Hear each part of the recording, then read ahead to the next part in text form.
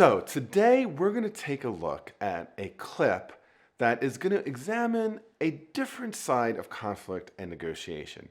It's the conflict that occurs inside of ourselves that sometimes makes us less able to handle the conflicts with others. So I think for most of us, when we think of conflicts, we think of conflicts with other people. But sometimes our conflicts with other people happen because of conflicts we're having with ourselves. And today, we're going to take a look at a clip from Encanto and dissect just that.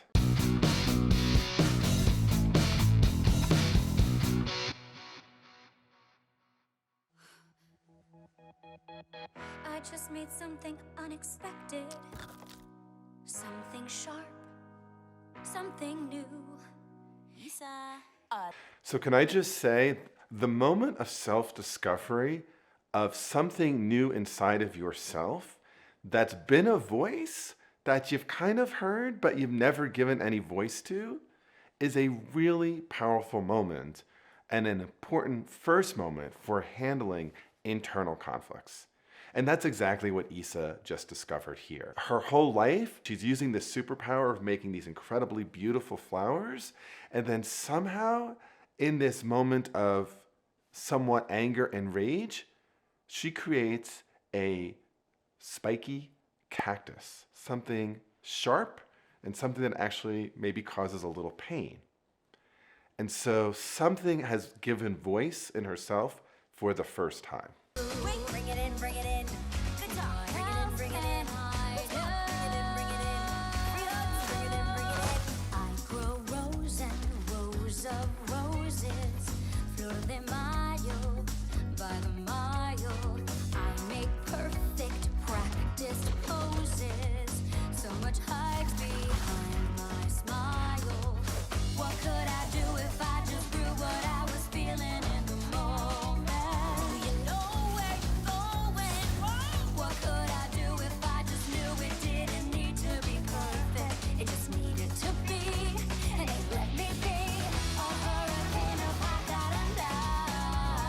strength and feet, hanging vines. This is fine, but now this little fills the air as I climb and fly, push through.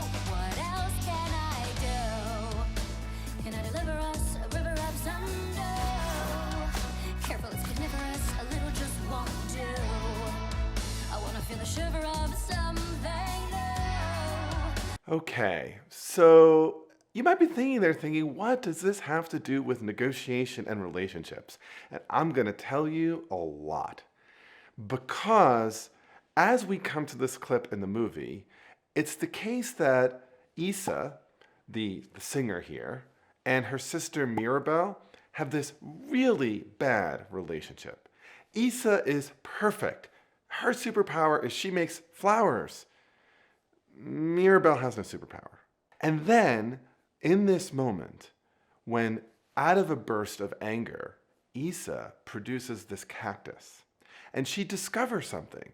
There's a side of her that really wants to be perfect. There's a side of her that really wants to please other people.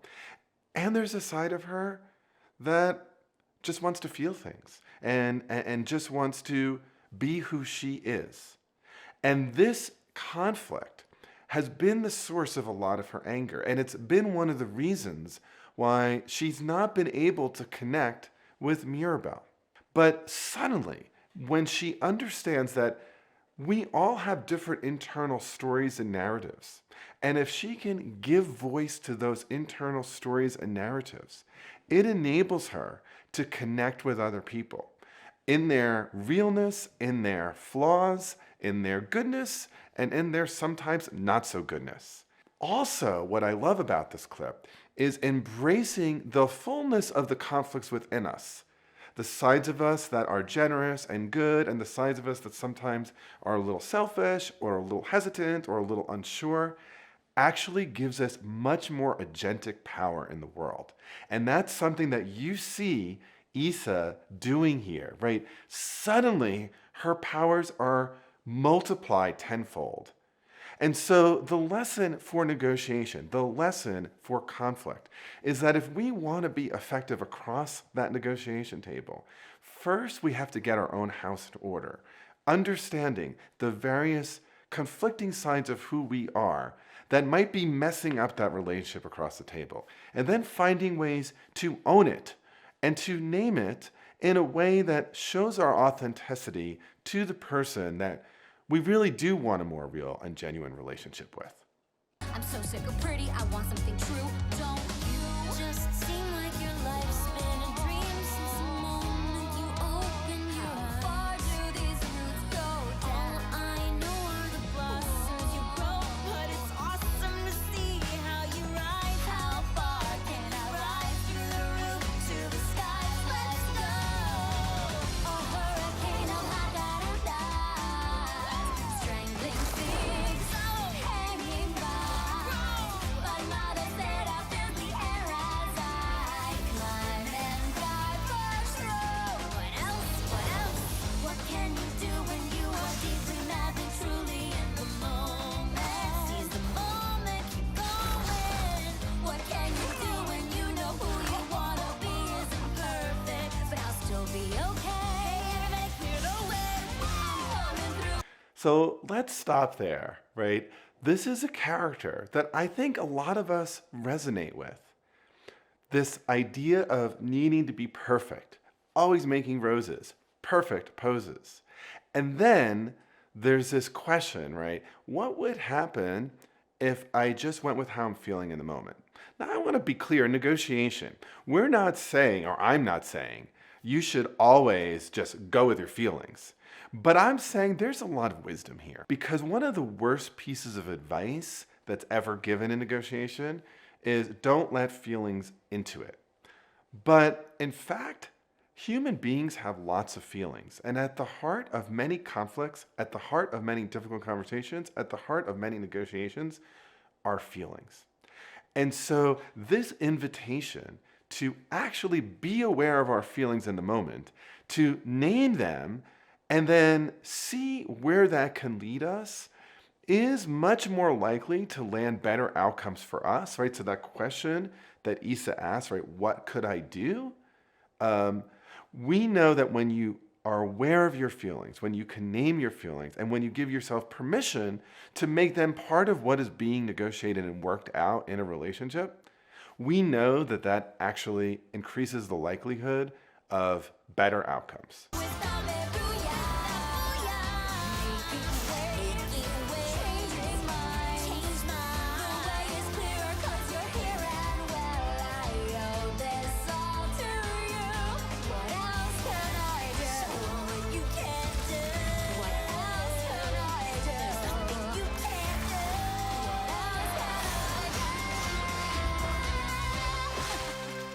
Okay, so I want to offer a few tips before we leave. First, if you are in a relationship that feels tense and stressful, as Isa is with her sister Mirabel, and if you're thinking about possibly having a conversation with that person, I want to invite you first, before you have the conversation, to do what Isa ends up doing here by default, which is giving voice to some of the internal conflicts that are going on with her. The internal stories that could be making it actually hard to connect across the table. Sometimes, and for many of us, it's that feeling of pressure, either to be perfect or to live up to the other person's idea of what we should be. That pressure makes us angry, vengeful, etc.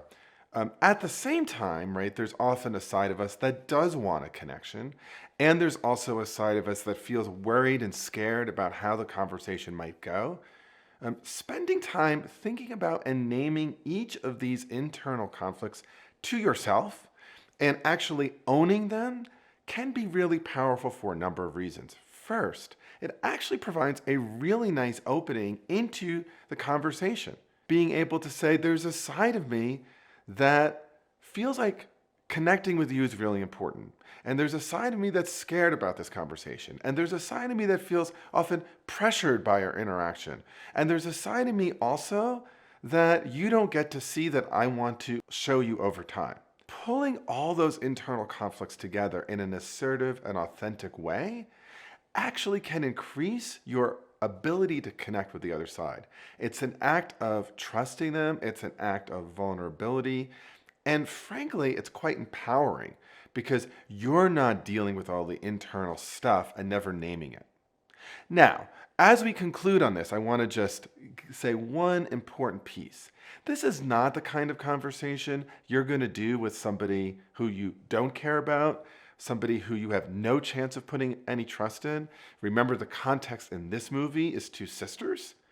But even if you're not going to have the conversation, a way of empowering yourself as a negotiator, as a conflict resolver, is becoming more aware of your own internal conflicts, naming them instead of burying them, and embracing those various aspects of who you are empowers you, it makes you more authentic, it makes you more efficacious in the world. I'm Bob Bordone, thanks for watching, and if you want to see another fun reacts video from Disney Pixar, take a look at this one from Inside Out. Okay, you definitely want to watch this one. It has one of my favorite characters, Bing Bong.